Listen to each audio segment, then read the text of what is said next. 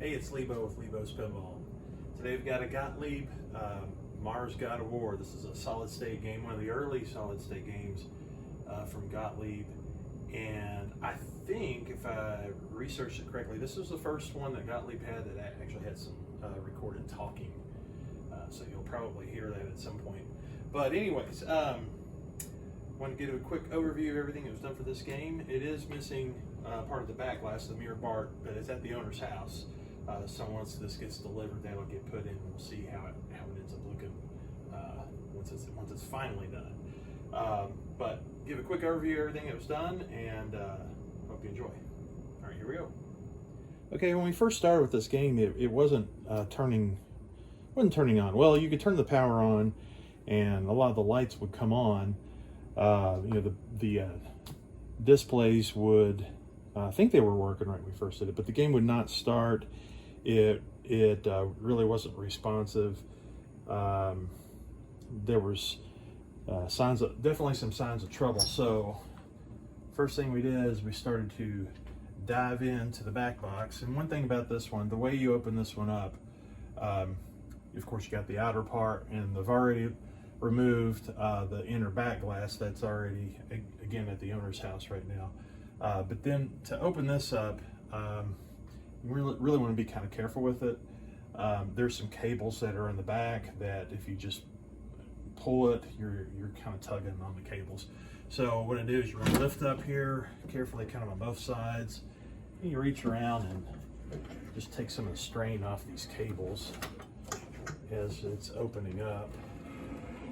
There we go. Okay, so when we dug in, first thing we did is just try to restroke all the connectors. That didn't really, that didn't result in anything. One thing that's apparently known on some of these early Gottlieb solid states is the connectors can be pretty bad. Some of the pins, I guess, fatigue, relax out, and they don't make good contact. If you've got a little corrosion on the board contacts, that's an issue too. And a big thing too apparently has to do with yeah, there's that talking I was telling you about.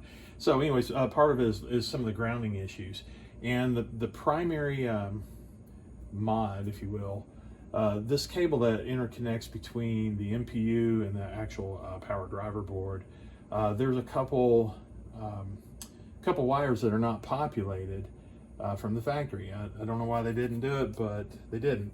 And what they represent is, one is a ground and one is a 5-volt supply. There is already a ground and a 5-volt, but this basically it doubles up. It offers redundancy, but it helps ensure that you've got a good connection of 5 volts and ground between those two boards. So I finished that connector out basically, and I also checked to try to make sure all of them were making good contact by the best I could by trying to put a meter on each side of it. But it was kind of tough to do because you can, like, if you're trying to go from this board to that board, these connectors, there's connectors on both, or there's pins on both sides of the connector, so you can really only access really one side of it at a time. So that part's a little tricky. But digging into it, the board that was here had I guess it was like a NiCad rechargeable battery, weird kind of pack that I hadn't really seen before, and just something a little strange kind of looking with that board. But that wasn't the first thing that we replaced. The first thing that we actually did replace, we're looking at the power driver board. It had some pretty burnt up components on it. And I'll actually break away real quick and show you. Here's a picture of what they look like. So you can see they were kind of burnt up. The decision was just, let's go ahead and throw in that board.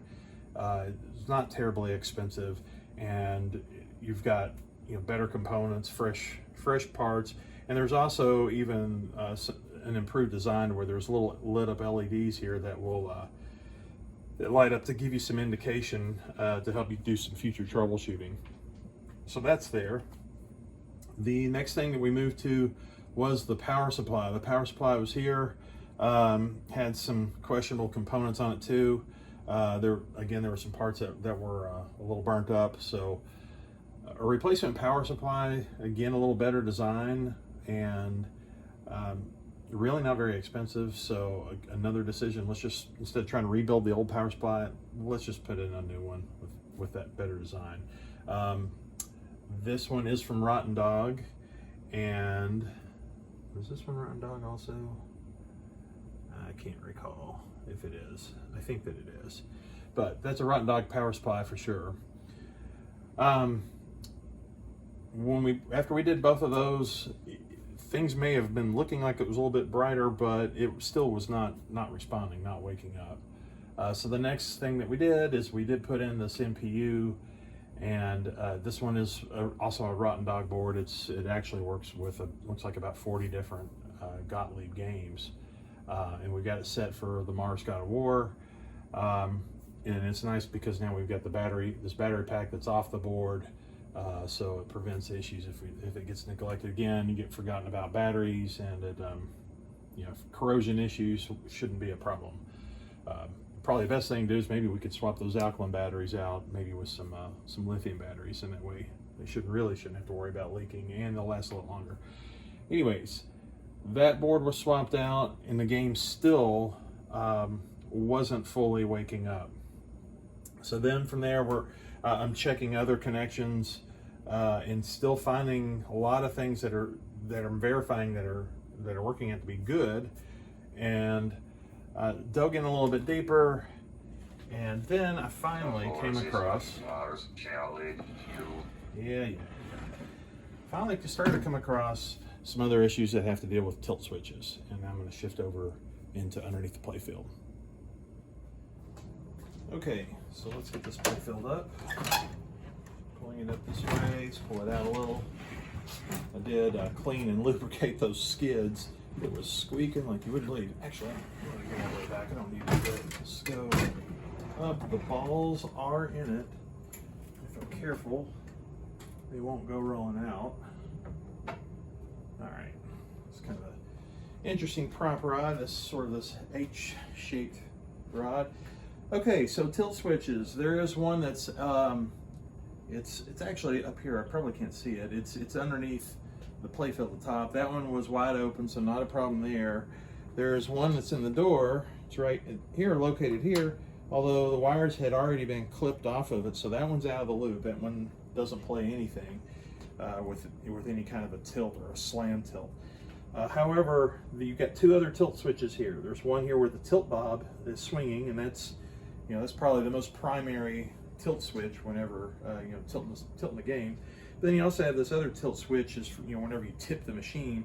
The idea is that there's usually a ball that's in here, and when that ball rolls forward, it would hit that switch and close the switch and cause a tilt. Well, the ball wasn't in there, and it still isn't in there. We probably want to leave it out, but that switch it was somehow pressed on itself. So I don't know how it got to that point, but by having that down, that was also playing in a big part of the game not wanting to wake up.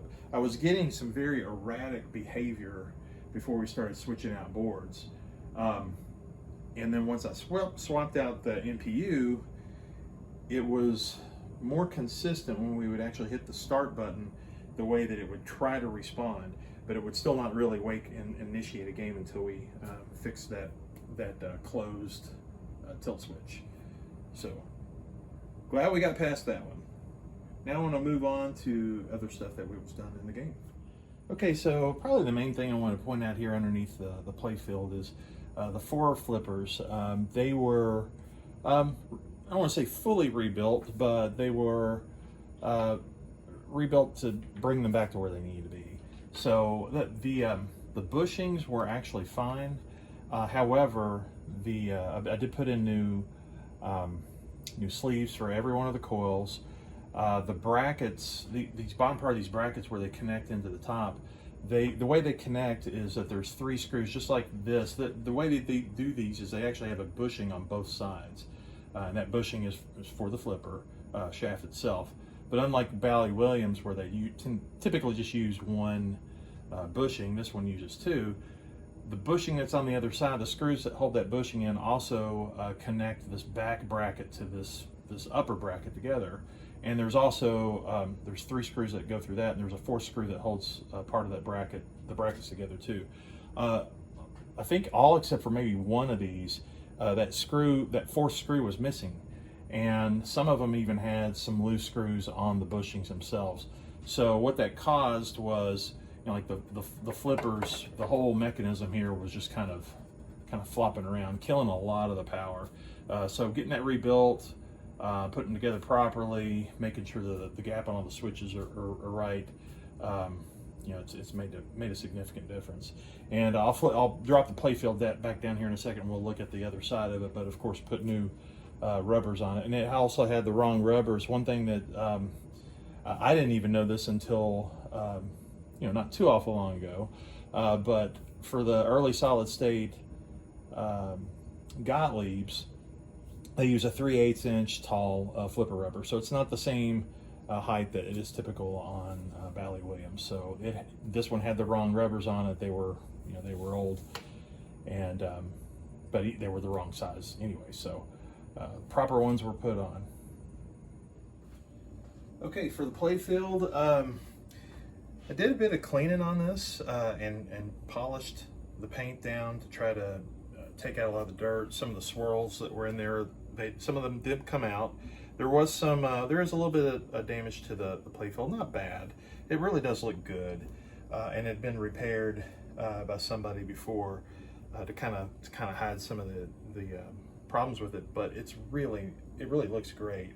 But after polishing it, then I put in a Carnauba wax on it just to kind of protect it from you know, any future damage. It's got brand new balls on it, so that'll also help keep it from scratching into the Playfield. So new bands everywhere. I already talked about the flipper bands. So all of the bands are from Titan. It's the silicone bands that they sell, so hopefully they will last a very long time. All of the rubber caps on top of the plastics, they were crumbling apart, so when I replaced all of the silicone, all the old rubber bands with silicone bands, I also changed the rubber caps out with silicone caps. So, and they're nice bright white look. LEDs, we ended up deciding we did go with LEDs instead of the incandescent bulbs, and I've used warm white typically everywhere except for there's some places where I would put in a colored bulb behind a colored insert just to bring out a little more vibrance in that insert. So for example, these green inserts here have got green LEDs. These blue inserts here have blue LEDs. The red, this one's a red insert, and this is supposed to be a pink insert. So actually for the red, I've got a red lamp. For this pink, what I have used is actually a cool white, you know, what Comet calls a natural white, and that helps that, instead of putting a red in there, because that just washes it out, and they don't make a pink bulb that I could find, but that cooler white works well behind this to make it look right. For all the yellows and just these whites, it's just a warm white, much like the bulbs that you see in other places. For any of the bulbs from the player's perspective that you would see directly, I ended up using one of Comet's frosted bullet bulbs. Those are the ones that they're a lot softer on the eyes. This bulb in particular is one that I'd really recommend anybody ever do. That's a good spot for it. I think this one I did stick with the 2 SMD clear lens bulb, but yeah, I think, yeah, this one's another bullet bulb, that one, and that one is also frosted just like that one, because you could see it just a little bit. Behind these saucers, there's one here, and there's actually one up here, which you don't really see. I did put a red bulb behind those. All the lanes up here, I put actual red bulbs. They are red lanes, and of course with the incandescent bulbs before, you know, it would be white around it and, you know, red through it, but this just gave it a more distinctive, nice look without getting crazy. Okay, you're getting really chatty on me now. Okay, and then of course the rest of the general illumination, you know, it just had the standard white. Of course, the back box. Like I said, I don't have the glass in there right now, so there's a little bit to be determined. But right now I've got the two SMD clear warm white bulbs in the back, and I like having a nice clear brightness behind what would be otherwise a fairly dark back glass or dark whatever. But really won't really know until I put that back glass in to see if that's looking okay, or if there's hot spots, or if we want to tweak on it. Might want to shift over to some frosted bulbs possibly, but we can get there once we get this delivered to the owner's house, and I've got supply bulbs. We'll change it out. I did put in for the chasers. These are red clear 2 SMD bulbs. I tried a frosted comet bulb, and the white frosting just wasn't really working. I also tried some Titan. They have a frosted bullet bulb that's a 1 SMD.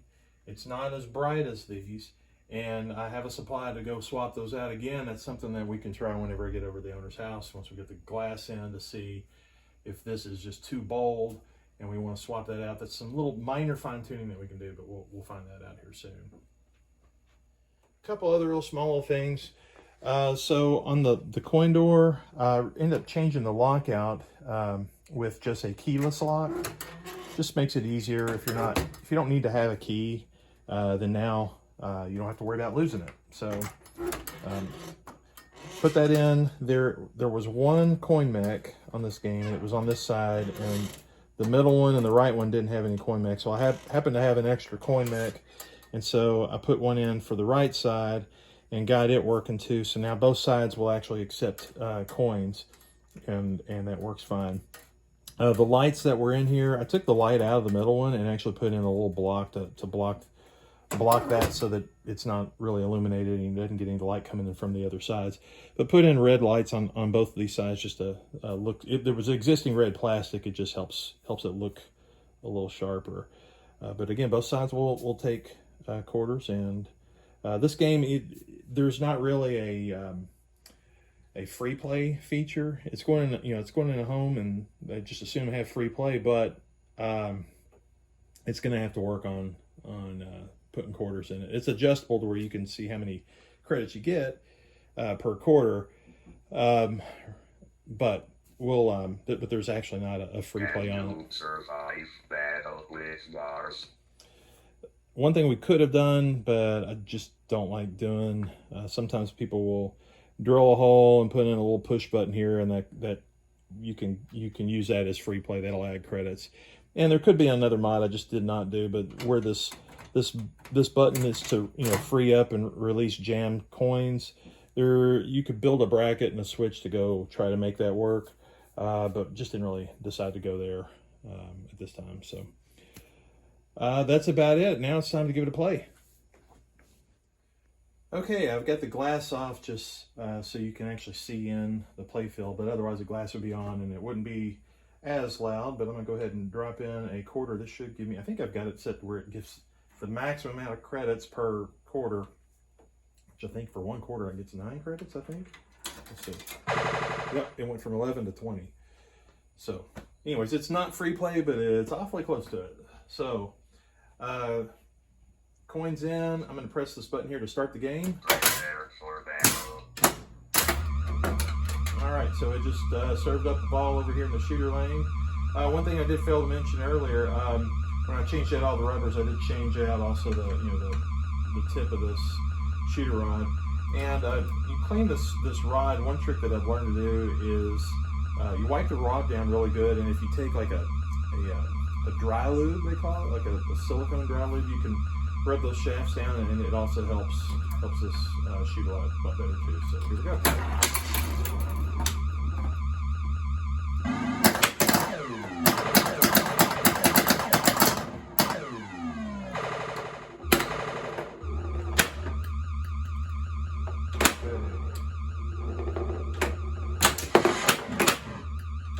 Oh yeah, one thing I forgot to mention too, the pop bumpers. So they were all working okay, except this one wasn't responding at all.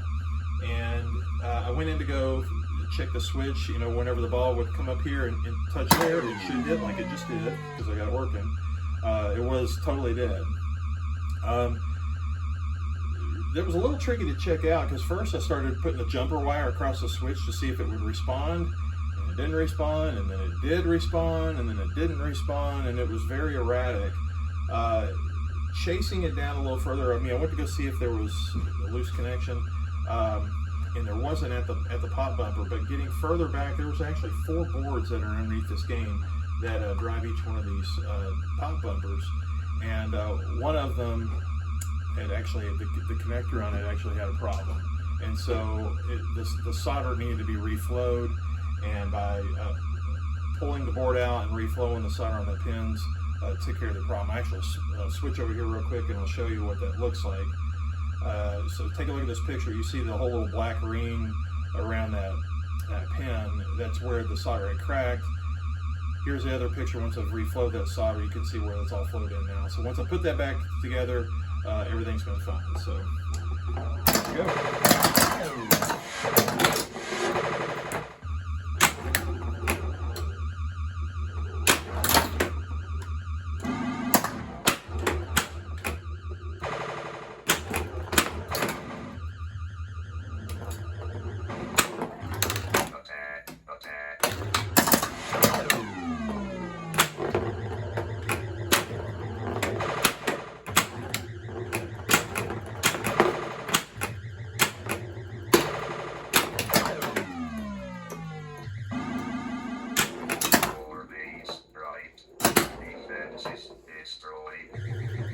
Okay, so notice if you heard what it said, let's say Warbase was activated or whatever, but right here, this blue light that's flashing, activate Warbase. So this Warbase right here, this is what it is. So if I shoot the ball up here. Right. Secure. Okay. Stargate. Now it just. For hyperforce. Now it said shoot Stargate. It's this over here. So and it's locked the ball. I've got the second ball here. If I go up and shoot the ball up, you'll see where this is flashing. That's where when you lock the ball in, it will launch both Warbases. It'll shoot this one and this one out here. There is a there's another spot over here, a Warbase, that I don't have a ball locked in. I think if I actually hit all this. Yes, actually, let's do that. Now that I've hit all these drop targets here, there is another Warbase that has been activated. And watch this, it's gonna give me my third ball. Now if I shoot the Stargate, it's going to initiate multi-ball for all 3 balls. It'll actually kick out this one, the second one here, and then it will spit this one back out, and then we'll have a 3-ball multi-ball. Had I not actually locked that into that Warbase there, and I only had this one here, and I shot it up in the Stargate, it would have done a 2-ball multi-ball. So let's see what happens. I'm actually going to try to do this. Oops.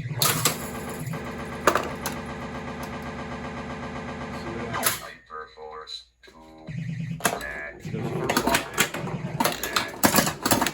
Second ball.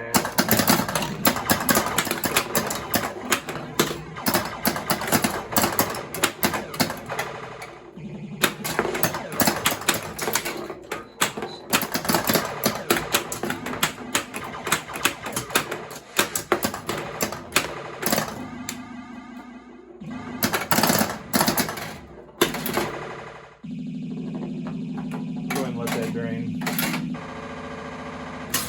Well, that was all in the first ball, and I think I got it set for a 5-ball. I won't finish up the game, but you get the idea. It's really a fun game. It's got some cool stuff built into it. So that's it. That's the overview for Mars God of War. Anxious to get this to the owner and have it delivered. Thanks for watching.